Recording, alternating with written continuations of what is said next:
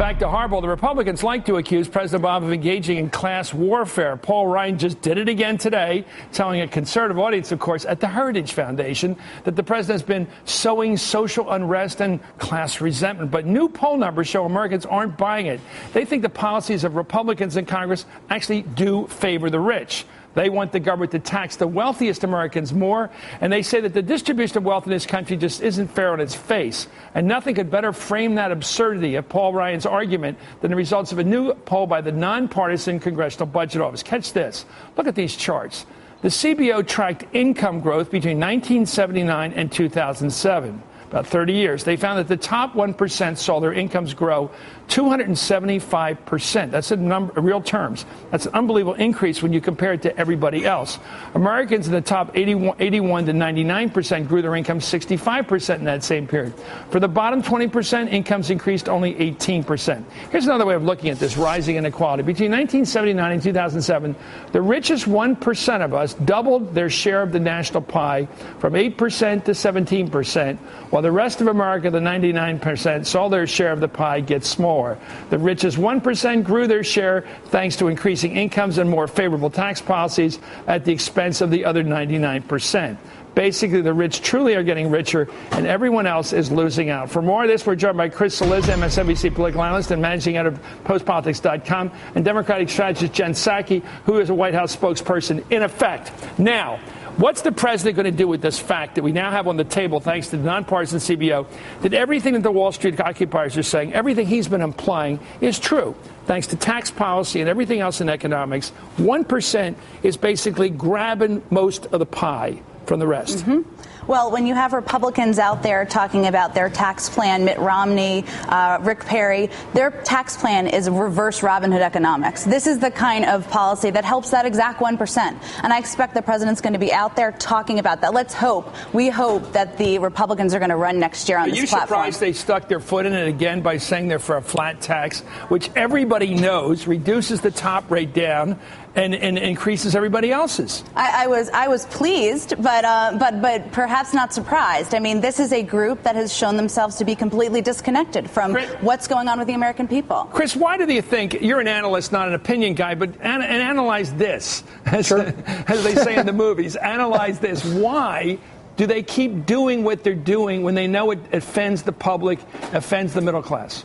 Well, Chris, because I think the dynamics, and Jen knows this from having helped Barack Obama win a Democratic primary in 2008, the political dynamics of a primary, Democratic or Republican, are very different than the political dynamics of the general public or the general electorate. A flat tax is a very popular idea in many fiscal conservative circles. And I think the attitude is, Chris, and you probably do disagree, but I think the attitude is you've got to win the Republican nomination before you worry about running in the general election. Now, President Obama, certainly, if Rick Perry is the nominee, will, I think, make the argument that this flat tax is ultimately regressive, rewards the wealthiest among us. But I think Rick Perry's point, if he was in all candor and could speak, honestly, would say, look, I got to win the Republican nomination before I worry about what Barack Obama's going to say. Actually, Chris, I grew up with relatively conservative parents who voted as if they were rich, and they weren't.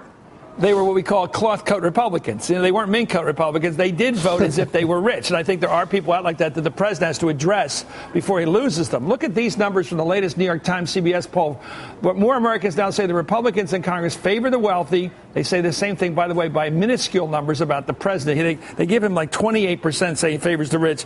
They say 69% say the Republicans favor the wealthy.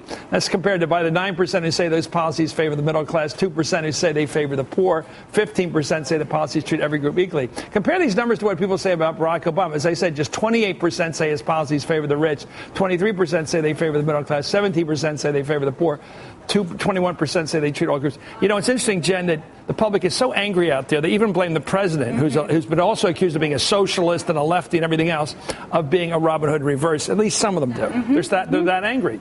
Well, as you know, Chris, because you've covered many of these, every election's a choice. And, you know, the problem that the Republicans have is whomever is the nominee, they're going to have the anchor of this tax plan hanging around their necks next year. And I think that's what we're looking ahead to. The president's governing, but we know there's going to be a comparison. Who does he represent and who do they represent and what are they going to do for the economy? And that's what we'll be focused on. Well, here's somebody taking a fight at you. Here he is, Paul Ryan, who everybody likes because he was tough on budget cutting, but he's also an Ayn Rand ideologue of the objectivist school. He's pretty far right when you get to here. He is accusing President Obama of playing class warfare. And these are his words, quote, preying on the emotions of fear, envy, and resentment. Let's watch Mr. Ryan. The president has opted for divisive rhetoric and the broken politics of the past. He's going from town to town, impugning the motives of Republicans, setting up straw men and scapegoats, and engaging in intellectually lazy arguments as he tries to build support for punitive tax hikes on job creators. Well, Paul Ryan also seems to be somewhat out of touch there with most Americans feeling that New York Times poll just released. 65% of Americans believe taxes on households earning more than $1 million should be increased. Only 30% say they should not be. So overwhelmingly disagree with Ryan. 66% say the distribution of wealth and money in this country should be more even. Only 25% said it was fair. You know, Chris, I look at these things not with complete surprise because I think most people would rather tax the richest people. Most people don't want to be taxed themselves. That makes common sense. You always say, as they used to say, don't tax me, you don't tax me, tax the guy behind the tree, which is often a rich guy you've never met. But it seems to me the most powerful number I've heard in the last 2 days is, it was in the Times the other day, 86% of the American people, 4 out of 5, believe profoundly that Wall Street has too much power in Washington, and they believe it on both sides. And you look at where these fundraisers are held, you look at who's raising the money, who's contributing it, wealthy Wall Street people. They are smart to notice that, I think, the public.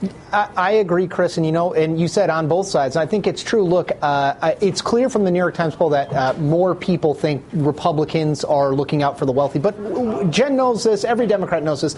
Democrats raise lots of money from Wall Street, just like Republicans do. Now, that said, I think that what this poll gets at, what the CBO report gets at, is this growing chasm between the haves and the have-nots, and the feeling, Chris, that it's not just a chasm, because it's always existed.